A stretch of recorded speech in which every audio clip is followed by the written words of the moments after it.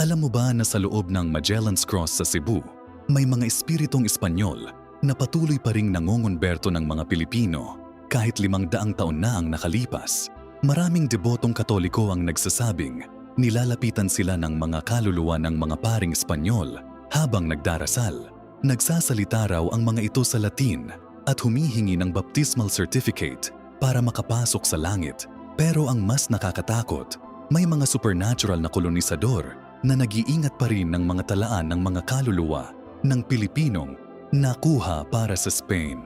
Kapag may mga modernong Pilipino na nagsasanay ng katutubong pananampalataya malapit sa krus, nagiging marahas daw ang mga espiritong ito.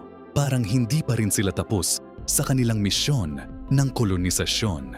May mga witness na nagsasabing nakita nila ang mga paring Espanyol na may mga papel sa kamay.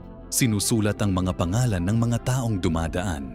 Ang tanong, hanggang kailan ba talaga ang kolonisasyon? Kahit sa kabilang buhay, hindi pa rin ba tayo matatahimik? Ano sa tingin mo? May naranasan ka na bang kakaiba sa mga historical sites?